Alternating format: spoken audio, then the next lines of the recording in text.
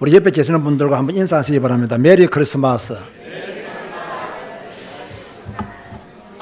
여러분, 메리 크리스마스가 무슨 뜻인 줄 아십니까?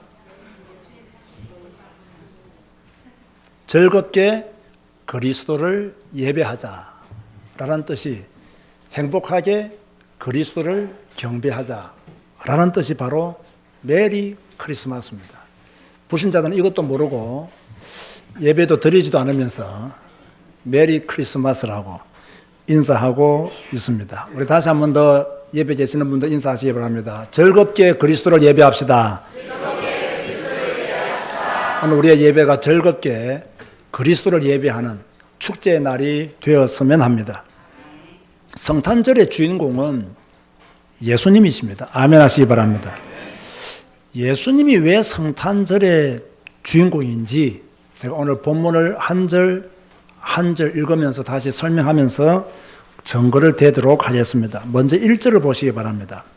그때에 가이사 아구스도가 영을 내려 천하로 다 호적하라 하였으니, 여기서 그때에 라는 말은 누가복음 1장에 나오는 그 말씀과 이어서 그때에, 그럼 누가복음 1장에는 무슨 내용이 나오느냐? 세례 요한의 탄생이 나오죠. 그 세례 요한이 태어나고 자라고 있는 그때에 라는 뜻이 바로 이 말씀입니다.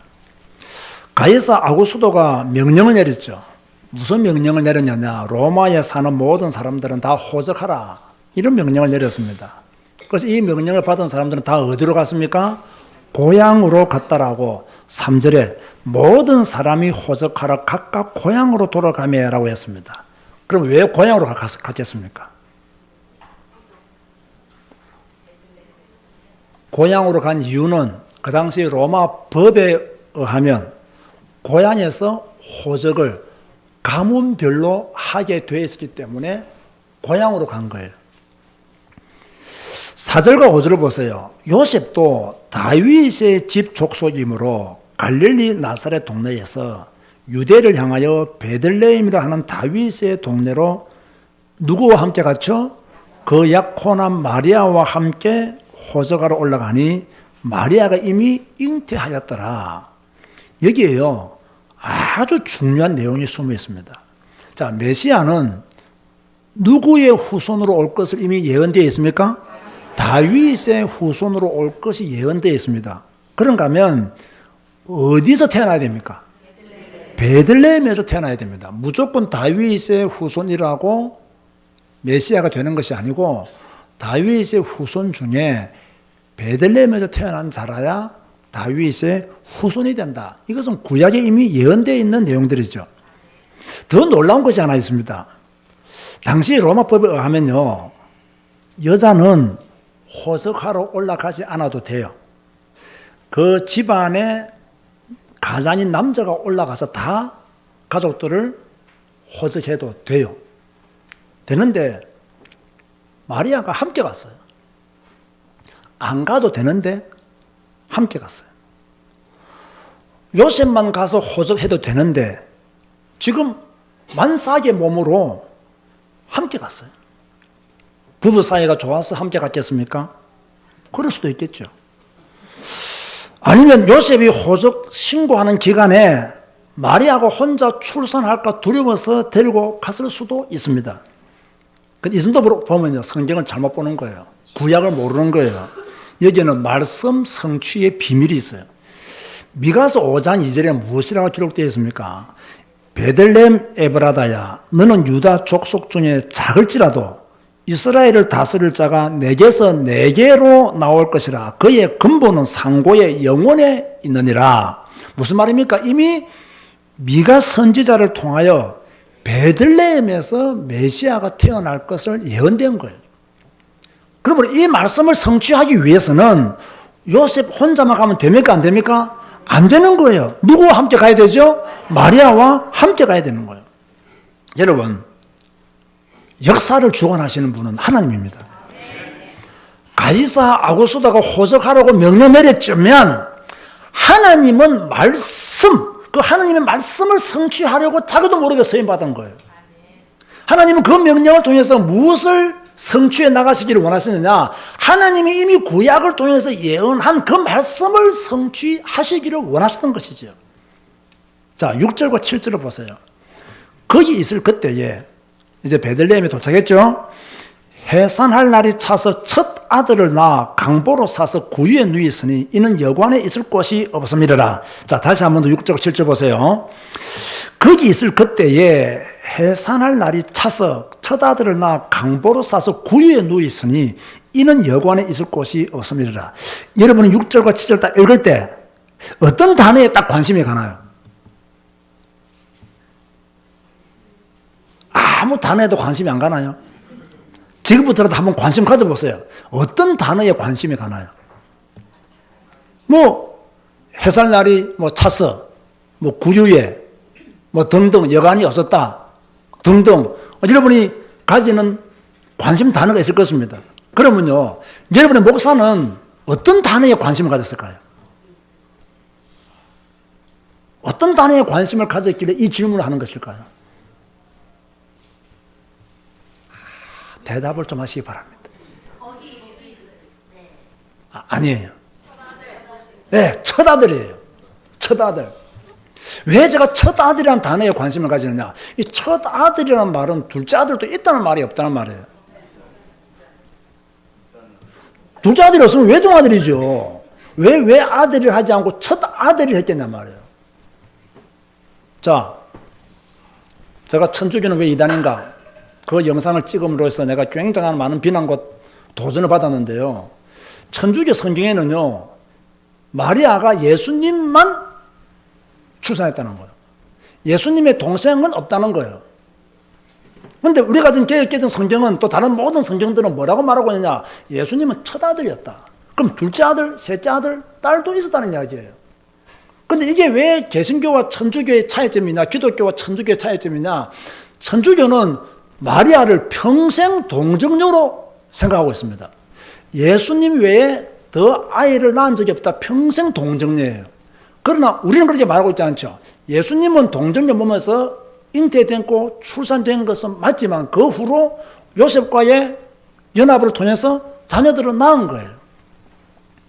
그래서 천주교에서 말하는 평생 동정녀는 성경적인 교리와는 맞지 않다는 거죠. 제가 다시 한 번 더 말씀을 드리는 거예요. 자, 한 가지 더 질문해 볼게요. 오늘이 며칠이죠? 12월 25일. 자, 이 성탄절이 진짜 예수님이 딱 오신 날일까요? 증거 있어요? 여러분의 대답이 맞습니다. 12월 25일이 예수님이 진짜 태어난 날이 아니에요. 왜 12월 25일이 진짜 예수님이 태어난 날이 아닌데 12월 25일을 성탄주를 지키느냐?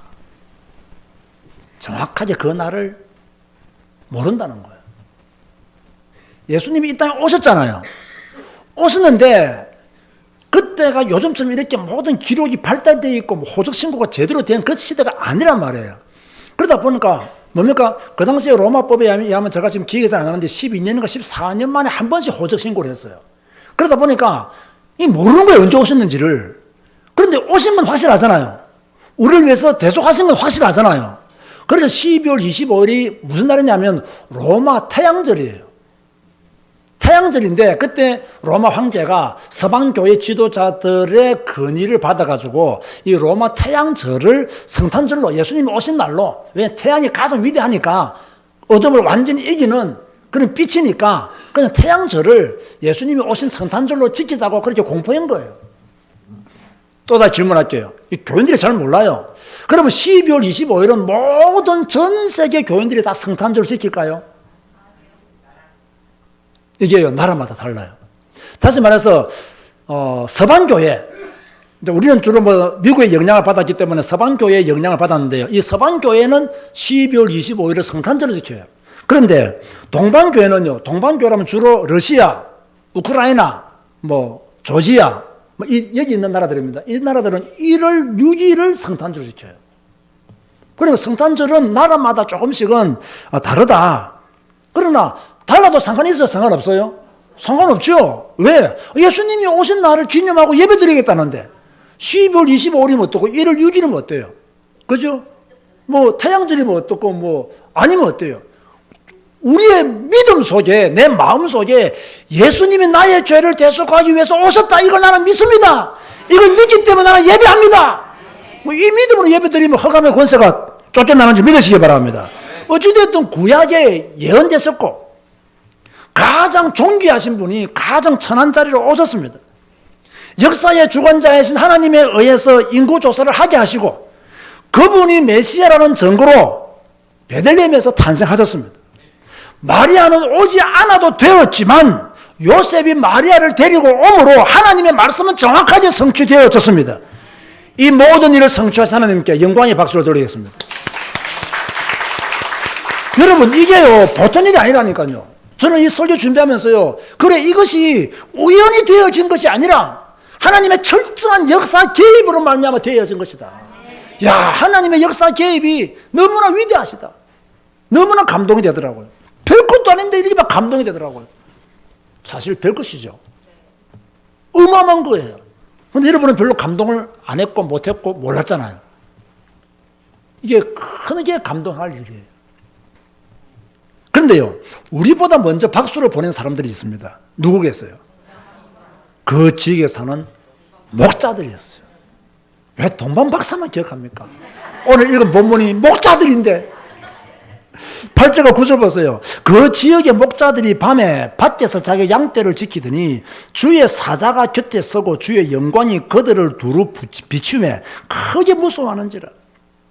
자, 호적조사로 베들레헴은 매우 복잡했겠죠. 그리고 쟁쟁한 사람들이 굉장히 많이 왔을 것입니다. 다윗의 후손들이 호적하러 왔기 때문에 뭡니까? 모든 좋은 자리는 다 차지했을 것입니다. 그 많은 사람들이 모이고 대단한 사람들이 다 차지한 그 자리에 요셉이 차지할 만한 자리는 없었던가 봐요. 그래서 예수님은 구유에 누이시게 되었습니다. 아무도 관심 가지지 않는 장소에서 가장 위대하신 분이 오신 거예요. 지금도 마찬가지입니다. 사람들은 바쁩니다. 별로 바쁘지도 않으면서도요, 바쁩니다라고 말합니다. 시간 많은데 뭐라고 말합니까? 시간 없다고 합니다. 다 자기가 잘난 맞아 삽니다. 과학이 어떻니, 의학이 어떻니, 난리를 칩니다. 몇백 년 살 것처럼요, 바벨탑을 막 쌓고 있습니다. 아무도 예수님에게 관심을 가지지 않아요. 자기가 아는 지식, 경험, 이런 것에 관심 가지지, 자기의 고향, 이런 것에 관심 가지지, 예수님에게 관심을 가지지 않아요. 그런데 이 시대의 목자들은 누구냐? 저와 여러분들이 이 시대의 목자들입니다. 하나님은 성경을 통해서 우리에게 큰 기쁨의 좋은 소식을 전해주고 계시는 거예요. 10절과 11절 보세요. 천사가 이르되 무서워하지 말라. 보라, 내가 온 백성에게 미칠 큰 기쁨의 좋은 소식을 너희에게 전하노라. 오늘 다윗의 동네에 너희를 위하여 구주가 나졌으니 곧 누구시라? 그리스도 주시니라. 천사들은 좋은 소식을 전해 주었어요. 좋은 소식, 유한겔리온, 곧 복음을 전해 주었어요. 인생들에게 가장 좋은 소식은 뭐냐? 우리의 원죄와 잡음죄를 해결하실 예수 그리스도가 오셨다. 우리를 위하여 구주가 오셨고 그 구주는 우리의 그리스도시요 주님이시다. 이것만큼 우리에게 좋은 소식이 어디냐 말이에요. 여러분, 다윗의 동네에 우리를 위하여 구주가 나섰습니다. 인생의 문제를 해결하실 그리스도가 오셨습니다. 자기를 높이는 사람들, 분주한 사람들은 예수님이 오셨는지도 몰랐지만 목자들은 알았습니다. 그래서 12절에 너희가 가서 강보에 쌓여 구유에 누이는 아기를 보리니 이것이 너희에게 표적이니라. 수많은 사람들이 살지만은요, 예수님에게 관심이 없다니까요. 높은 사람도 예수님에게 관심 없고 바쁜 사람도 예수님에게 관심 없어요. 많이 배운 사람도 예수님에게 관심이 없어요. 그런데 아무도 관심 없는 그때에 하나님은 목자들에게, 천사들을 통해서 예수님의 탄생 소식을 전해주었어요. 사실 우리는 잘나지도 않았잖아요. 우리는 부자도 아니잖아요. 우리는 흠이 없는 사람도 아니잖아요. 그런데 하나님이 우리에게 못나고 못난 우리에게 이 복음의 기쁜 소식을 전해주신 거예요. 여러분, 이 복음의 좋은 소식을 받으시기 바랍니다. 이 복음의 좋은 소식을 믿으시기 바랍니다. 이 복음을 완전히 믿으시기 바랍니다. 이 믿어야 우리가 이 시대의 목자가 된다 그 말이에요. 따라하세요. 나도 아기를 보았다. 아멘 하시기 바랍니다. 목자들은 천사의 음성을 듣고 아기를 보았지만 우리는 성경을 통하여 아기 예수님을 보았습니다. 천사들은 예수님의 탄생을 찬송했습니다. 14절 보세요. 지극히 높은 곳에서는 하나님께 영광이요 땅에서는 하나님이 기뻐하신 사람들 중에 평화로다.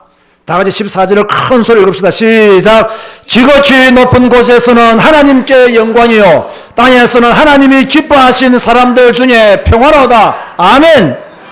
자, 지극히 높은 곳에서는 하나님께 영광이요. 할렐루야. 예수님의 탄생 그 자체가, 예수님이 이 땅에 오신 그 자체가 하나님께 영광이 되었다. 그렇다면 보세요. 왜 예수님이 오신 그 자체가 하나님께 영광이 되었을까요? 예수님이 오셨는데 왜 이 자체가 하나님께 영광이 되었겠어요? 우리를 구원할 자였기 때문에. 예, 아주 우리 입장에서 하신 말씀이에요. 하나님의 관점에서, 제가 이번에 이 말씀을 깊게 보면서 하나님의 관점에서 본다면요, 왜 예수님의 탄생 자체가 하나님께 영광이 되느냐면 하나님의 사랑과 하나님의 권위를 나타내는 유일한 방법이었기 때문에, 하나님의 사랑과 하나님의 권위를 완성하실 분이 예수님이시라는 것을 하나님이 아시기 때문에 이것 자체가 하나님에게는 기쁨이 되었다는 거예요. 참 놀라운 말씀이죠. 땅에서는 하나님이 기뻐하신 사람들 중에 평화로다. 땅에서는, 자, 하나님께는 영광, 땅에서는 하나님이 기뻐하신 사람들 중에 평화로 됐어요. 여기도 비밀이 있어요. 자, 왜 땅에서는 하나님이 기뻐하신 사람들 중에 평화가 되었을까요? 이걸 여러분 우리가 성경적으로 잘 보면요, 하나님과 우리 사이에 뭐가 가로막혀 있었습니까? 죄가 가로막혀 있었습니다. 죄가, 하나님과 우리 사이에 죄가 가로막혀 있어서 인간은 평화를 누릴 수가 없었어요. 저주와 재앙 가운데 죽을 수밖에 없었단 말이에요.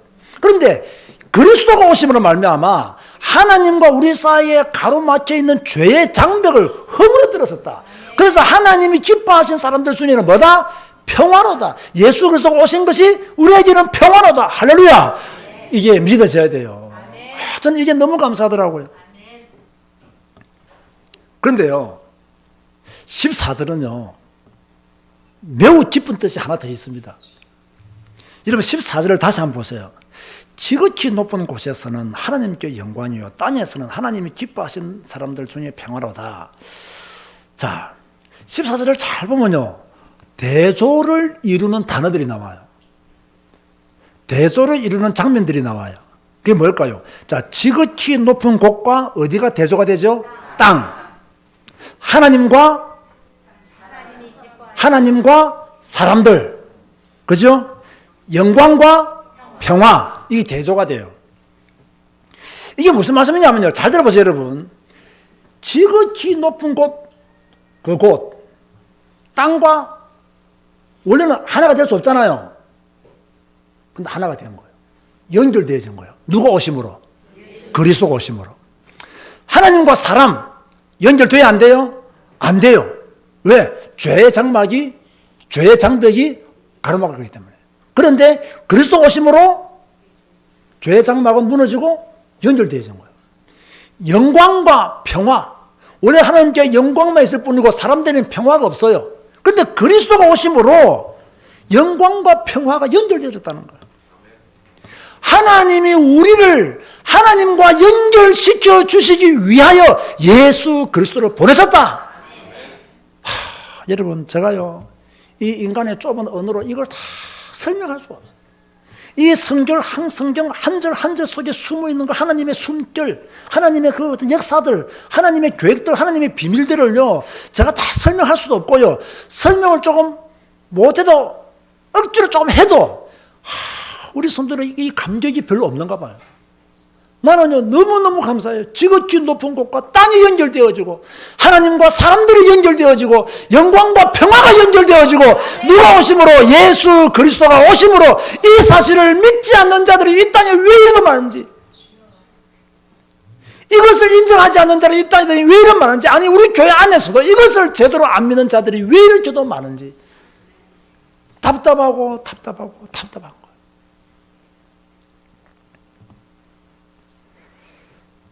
자, 우리는 믿읍시다 좀. 우리 좀 믿읍시다. 여러분 IQ가 얼마입니까? 그 IQ 가지고 여러분 하나님의 이 심오한 뜻을 다 할 수 있겠습니까? 왜 우리가 성경 한 권으로 충분한 교회가 되고 성경 한 권으로 만족한 성도가 되어지고 왜 우리가 매일 성경을 읽어대며 이 말씀을 따라 살아가야 되는지, 이 말씀이 왜 진리요, 이 말씀이 왜 생명이요, 이 말씀이 왜 능력인지 우리는 성경을 통해서요 날마다 확인하고 있잖아요. 이 성경이 아니면 이 기쁨의 좋은 소식이 어떻게 우리에게 전달되어졌겠냐 말이에요. 이 말씀이 아니면 이 기쁨의 좋은 소식이 어떻게 우리가 알 수 있겠냐 말이에요. 목사의 설교가 어떤 위대한 설교라도 이 성경 한 절과 비교할 수 있겠냐 말이에요. 목사의 모든 설교를 다 갖다 붙여놔도 성경 한 절과 비교가 안 되는 것이 목사의 설교입니다. 목사의 설교를 따라가지 말고 성경 말씀 따라가시기를 주의 이름으로 축원드립니다. 시대가 악하면 악할수록 성경 말씀을 알고 성경 말씀의 비밀을 한 줄 한 줄 깨달으면서 그 말씀의 의미를 내 마음에 담고 그 말씀 속에서 내가 기쁨을 누리고 지극히 높은 곳과 땅, 하나님과 사람, 영광과 평화가 하나도 연결되어지는 이 그리스도의 비밀, 그리스도의 능력을 우리 모든 성도들이 가슴 깊게 가져야 돼요. 자, 천사들의 소식을 누가 들었어요? 목자들이 들었어요. 15절, 20절을 제가 읽어드리겠어요. 참 이게요, 막 놀라운 말씀들이 너무 많아요. 천사들이 떠나 하늘로 올라가니 목자가 서로 말하되 뭐라고 말했습니까? 이제 베들레헴으로 가서, 안 갈 수도 있잖아요. 그죠? 베들레헴으로 가서 주께서 우리에게 알리신 바 이 이루어진 일을 보자 하고. 할렐루야. 이루어졌나 보러 가자가 아닙니다. 이루어졌을까 한번 확인해 보자가 아닙니다. 이루어진 일을 보자 하고 믿었어요. 완전히 믿었어요. 천사들의 말을 듣고 완전히 믿었어요. 이루어진 일을 보고. 그러니까 뭡니까? 빨리 가야 돼요? 빨리 안 가야 돼요? 빨리 가야 돼요. 마리아와 요셉과 그의 누인 아기를 찾아서 보고 제발 좀 찾으시기 바랍니다. 천사가 자기들에게 이 아기에 대하여 말한 것을 전하니 듣는 자가 다 목자들이 그들에게 말한 것들을 놀랍게 여기되 마리아는 이 모든 말을 마음에 새기어 생각하느라. 목자들은 자기들이 이런 바와 같이 듣고 본 그 모든 것으로 인하여 하나님께 영광을 돌리고 찬송하며 돌아가니라. 오늘 여러분도 듣고 본 것으로 인하여 하나님께 영광 돌리고 찬송하며 돌아가시기 바랍니다. 우리도 다 보았잖아요. 여러분 목자들만 아기 예수님을 보았습니까? 여러분도 아기 예수님을 본 줄 믿으시기 바랍니다. 여러분 목자들만 천사의 음성을 들었습니까? 아닙니다. 우리도 천사의 음성을 들었어요. 무엇을 통해서? 성경을 통해서 믿으시기 바랍니다. 이건 사실이에요. 영적인 사실이고 역사적인 사실이에요. 오늘 우리는 예배를 드리고 있습니다. 우리를 위하여 하나님의 아들 예수 그리스도가 이 땅에 오신 것을 믿기에 예배를 드리고 있습니다. 평생 예수 그리스도를 예배하는 자로 사시기를 주님의 이름으로 축원드립니다. 예배를 드리고 돌아간 목자들, 이들의 남은 인생은 무엇을 위해 살았겠어요?